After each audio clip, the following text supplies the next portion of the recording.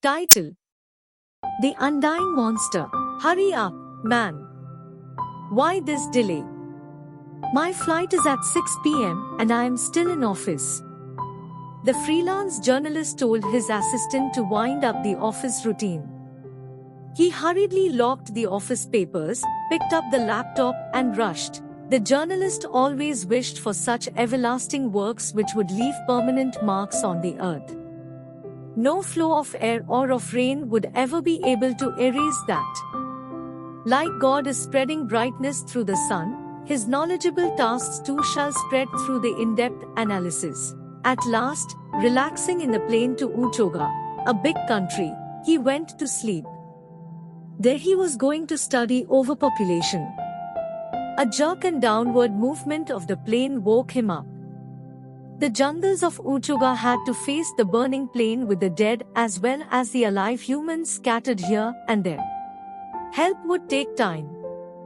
It was still dawn. The fear of animals on the unknown path suggested to leave the place without bag and baggage. The left leg of the journalist didn't move and he started crawling. This way he had covered some distance, then a dark-skinned boy and a girl pulled him aside. He saw that the boy speared a leopard and saved him. The language problem was there, but with gestures he expressed gratitude. They lifted him and the dead leopard. He was surprised to see the ease with which they carried the load. Such sturdy persons he had either seen in films or serials. The attitude of the two youngsters clarified that they were not cannibals. In the village, the chief, called Seth, welcomed the injured guest. With herbs and splints, the local physician helped him move a bit in less than 3 weeks. The journalist could understand the name of the girl as Nim and of the boy as Mano. Humanitarian attitude filled the culture gap. In limited time only, Nim in her teens developed a natural infatuation for him. He too appreciated her. His early departure was not possible. The injury and the loss of passport, besides the mobile, detained. Above all, no police or government hospital in the city would give him this much of comfort. Once he improved, they would take him to cities so that he could go back. Seth met him regularly. Other hefty, busy men and women passed smiles. Seth kept himself as an aware person, had some knowledge of English, to control the conditions and understand the happenings around. The other villagers were not given knowledge. No modernity could be allowed in the area. Maintain traditions was the logic. Seth disliked laziness. Many young children moving around looked joyous. Women dragging to young ones, another in arm and wood or some other article in the other hand smiled too. Men with tough tasks looked relaxed. The journalist always took aside to see this painful hard proficiency not seen in his native area. Seth disagreed with this dislike on the part of the journalist. He commented, "Your world is lagging behind in population. You call us overpopulated. Our women are hard-working. We are less aspirant but more laborious. Existence is our key word. Soon we shall overpower you statistically, physically and emotionally. Your scientific growth, innovations need be purchased and we do that. Our natural and human resources are endless. In this exchange, one day we overpower you." The journalist remained stunned.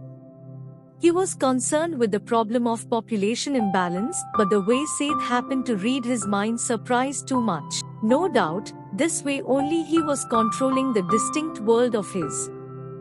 Then father-like Seth went ahead to take the daily round of his area. Talking to all and encouraging them was his routine. From the facial expressions, Nim and Mano guessed that there was some problem between the guest and their father. They comforted him a lot. The puzzled journalist had much in Mumbai, but he was relaxed in the company of the loving and caring villagers. The contrast of the conditions over here and in his city surprised him. What thousands of words wouldn't communicate, few caresses convey. Nim was happier now. Jumping from the trees with fruits, running over to hillocks or passing over brooks was pleasant to her. Now often she was with the journalist. Love and affection spread over every gesture of theirs. This girl, with full attractive growth, overshadowed Vimmi, the sincere, intelligent close friend of his in Mumbai. As a routine, Seth came next day as well. At that time, lots of women, with lots of children were going to work in the fields. The problem of overpopulation puzzled him further. He asked, what shall be the outcome of so many women left either as widows or unshielded? A large number of young men or the middle-aged are not alive. You thrust your men into war or some other devastation. Seth replied coolly, we don't bother about such sophisticated words as misogamy, polygamy or polyandry.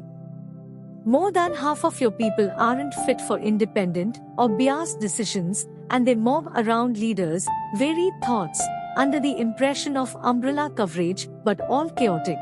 We are undying but not monsters. The journalist was left agape again.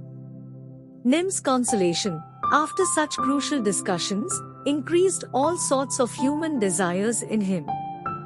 Woman's hugs when the rainbow shawl on the moonish grace plays hide and seek, then an island does become a world in itself. The next visit of Seth was stronger in message. Man is statistical data on the map of the world. This point of our data keeps growing. Yours diminishing gradually. We shall survive. Despite military attacks, earthquakes, volcanoes, floods, typhoons, virus warfares, poor nourishment, we continue to grow in number. If one among you dies, a news is formed, whereas our brigade dies, the next is in pipeline. We spread over to other lands as low class, but with the gap of generations prove as rulers. One must have shortcomings in life to grow. Seth's departure leaves him nervous but brings in Nim's shower of love. Despite limitations, time was flying fast. Next morning, the two in a close gesture heard a shout, "Leave the girl, you so-called civilized brute." No doubt, otherwise the careful loving couple had missed the footsteps of Seth. Not shouting further, he sarcastically switched over to his cultural origin. The outsider brute must understand his poor uncultured background. Seth said, "We were born of the goddess of sea. Like the waves of sea, our object is to grow more in number. See, the statue of the divine mother of our race. Here she is coming out of sea to deliver the first baby girl and the first baby boy. There are no streaks of pain, as peaceful as the surface of the fathomless sea. The fulfillment on her radiant face has the godliness of originating a clan, a race, a tribe of our big country. Waves reach one side and the earth surrounds the rest. Not long the surface could control the disturbance rising from the bottom of the sea." Seth ordered, "Mano, lock Nim and throw the man for the animals.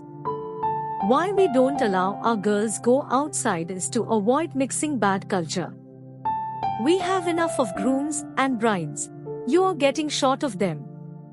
My village and my country are populated well enough."